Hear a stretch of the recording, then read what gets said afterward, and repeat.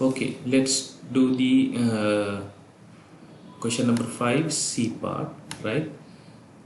Okay. The following table summarizes the percentage changes in operating income, percentage changes in revenue, and beta for four pharmaceutical firms. What is required? Calculate the degree of operating leverage for each firms. Use operating leverage to explain why the firms have different betas, right? I think in the third clip, I would have explained this slide, right? Do you remember? Right. Total leverage or நிறுவனத்துடைய total leverage, operating leverage ஐயும் financial leverage ஐயும் சேர்த்ததாக இருக்கும். சேல்ஸ்லேருந்து cost of goods sold கழிச்சு gross profit எடுக்கும், அதில் வந்து operating expense கழிச்சா வரது earning before interest and tax. So இது up to this point operating leverage. Again, இந்த EBIT-லிருந்து இன்ட்ரெஸ்டையும் டேக்ஸையும் கழிச்சு நெட் ஆப்ரேட்டிங் ப்ராஃபிட் ஆஃப்டர் டேக்ஸை காரணம் ப்ரிஃபர்ட் ஸ்டாக் இருந்தால் அதனுடைய டிவிடெண்டையும் கழிச்சுக்கா வரது தான் மிங்கிய அந்த ஏர்னிங்ஸ் தான், அந்த உழைப்பு, அந்த லாபம் தான் சாதாரண பங்குதாரருக்கு பிரித்து வழங்கக்கூடியது. அந்த அடிப்படையில் தான் இந்த அமௌண்ட்டை நாம் என்ன செய்கிறோம், எத்தனை சாதாரண பங்குகள் வழங்கியிருக்கோமோ அத்தனையால் பிரித்து நாம் ஏர்னிங் பர் ஷேரை காண்றோம், ரைட்? அப்போ இந்த இதிலிருந்து இந்த பாயிண்ட் வரையும் ஃபைனான்ஷியல் லிவரேஜ். ரைட், இப்போ வேறு என்ன கேட்குறார்? ஆப்ரேட்டிங் லிவரேஜை கணிக்க சொல்லி கேட்குறார். ஆப்ரேட்டிங் லிவரேஜை கணிக்கிறதுக்கு, right, ways my working, right, operating லிவரேஜை கணிக்கிறதுக்கு there are number of ways. இவ்வளோ ஃபார்முலாவும் பாவிக்கப்படுது. என்ன? Changes in the operating income upon changes in the sales, அல்லது போனால் contribution margin upon operating income, or you can use sales minus variable cost upon sales minus variable cost minus fixed cost. Degree of operating leverage இன்னொரு வாய்ப்பாடும் இருக்கு, contribution margin percentage upon operating margin, right? operating margin. So எங்களை கணக்கில் என்ன தரவு தரப்படுதோ அதுக்கேற்ற மாதிரி நாங்கள் என்ன செய்யலாம், அப்ளை பண்ணலாம். ஸோ அக்கார்டிங்லி இங்கே வந்து எபிட் சேஞ்சும் தந்திருக்கார், ரெவென்யூ சேஞ்சும் தந்திருக்கார். எபிட் சேஞ்சும் தந்திருக்கார், ரெவென்யூ சேஞ்சும் தந்திருக்கார். ஸோ நம்ம என்ன செய்யலாம், ஃபர்ஸ்ட் ஒன்று யூஸ் பண்ணலாம், ரைட்? ஆப்ரேட்டிங் ஃபர்ஸ்ட் ஒன்று நம்ம யூஸ் பண்ண சொன்னால், right, 0.25 upon 0.27, right? Operating income சேஞ்சஸ்லேருந்து சேஞ்சஸை, ரைட், ரெவென்யூ சேஞ்சஸால் பிரிக்கும். இங்கே ரெவென்யூ சேல்ஸாக இருந்தால் சேல்ஸால் நாம் என்ன செய்யும், பிரிக்கும். சும்மா பிரித்து நாங்கள் என்ன செய்கிறோம், டிகிரி ஆஃப் ஆப்ரேட்டிங் லிவரேஜை 4 நிறுவனத்துக்கும் காட்டுறோம், ரைட்? இதுதான் கொஷன் ஏ, இதுதான் கொஷன் ஏ, ரைட்? கொஷன் கணிக்கிறது, calculate the degree of operating leverage for each of these firm. Question 2 of C part, use the operating leverage, explain why these firms have different betas. இந்த beta value வந்து பீட்டாவுடைய value வந்து வேறுபடுது. 1.1, 1.5, 1.3, 1.4. காரணம் என்றால் எந்த நிறுவனத்துக்கு operating leverage கூடுதலாக இருக்குமோ அந்த நிறுவனத்துக்கு பீட்டா வேல்யூவும் கூடுதலாக இருக்கும். உதாரணமாக நீங்கள் பாருங்கள், 1, 1.5, 1, 1.15, 1.3, 1.4, ரைட்? ஸோ எந்த நிறுவனத்துக்கு கூடுதலான லிவரேஜ் ஆப்ரேட்டிங் லிவரேஜ் இருக்கோ அந்த நிறுவனத்துடைய பீட்டாவுடைய பெறுமதியும் கூடுதலாக இருக்கும். அதுதான் அதனுடைய விளக்கம், right?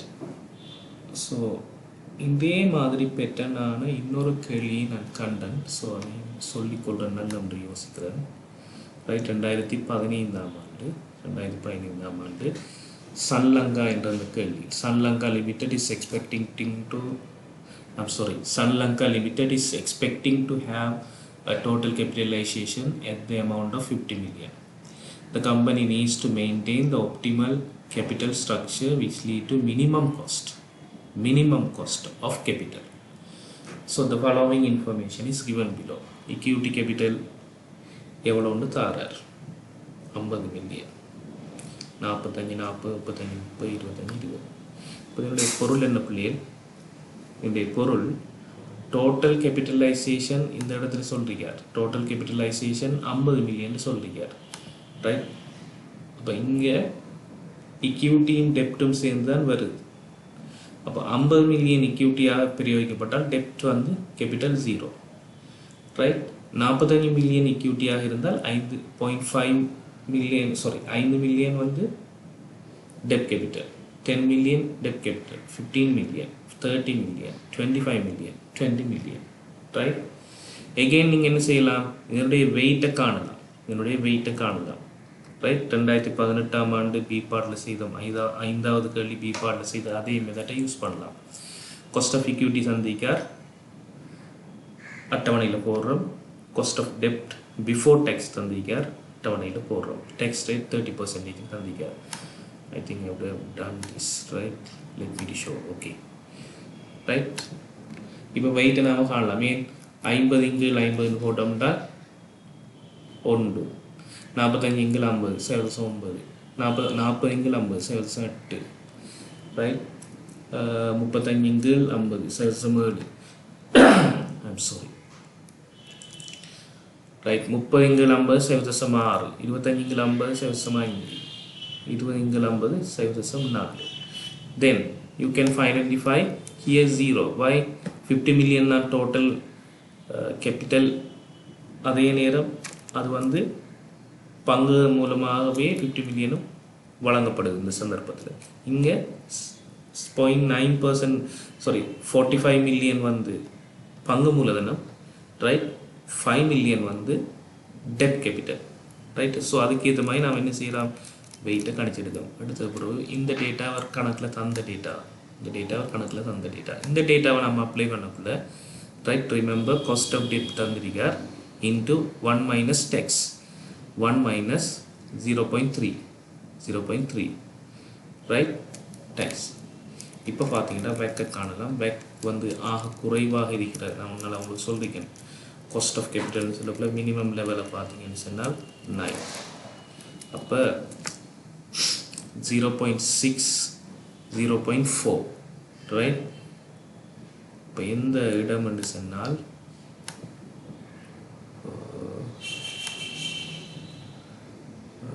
30-20. Am I right? Yes.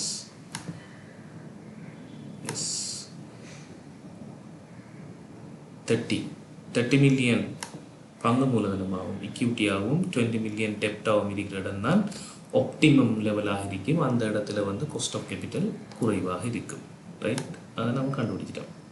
இரண்டாவது ஒரு கேள்வி இருக்கிறார். அதுக்கு இந்த வாய்ப்பாடு நீங்கள் பயன்படுத்தலாம், right? we can use this formula. அதுக்காக இந்த கேள்வியை நான் ஒழுங்குபடுத்தணும்னு நினைச்சேன், ரைட்?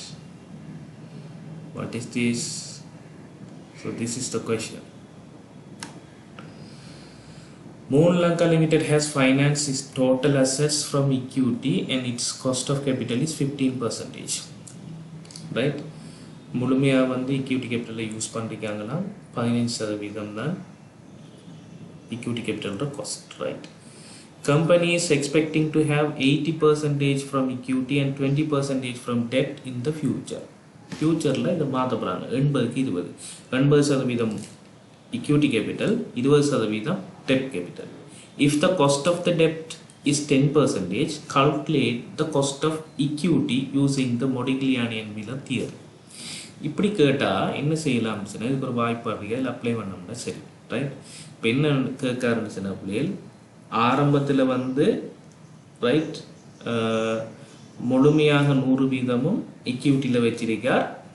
காஸ்ட் ஆஃப் கேபிட்டல் 15% இருக்கு.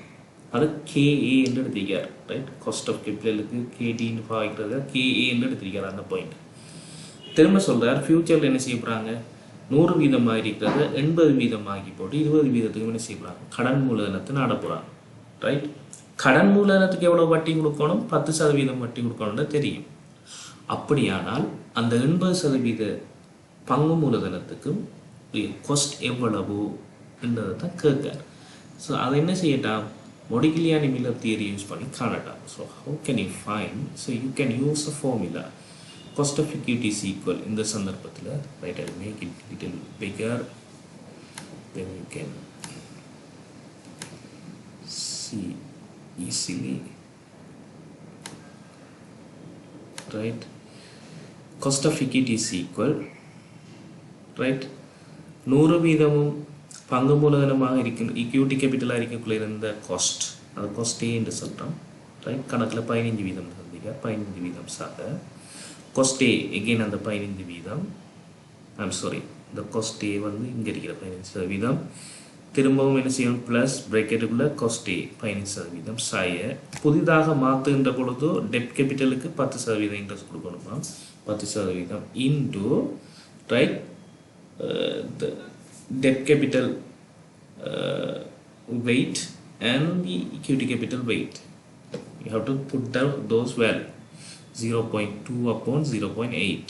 அப்போ நாம் என்ன செய்யணும்னு சொன்னால் 15லேருந்து 10 போனால் 5% இன்ட்டு இதை பிரித்து வார என்னால் பெருக்கி தென் 15ஓட கூட்டினோம்னு சொன்னால் 16.25ங்கிற ஆன்சர் வருது. 16.25ங்கிற ஆன்சர் வருது.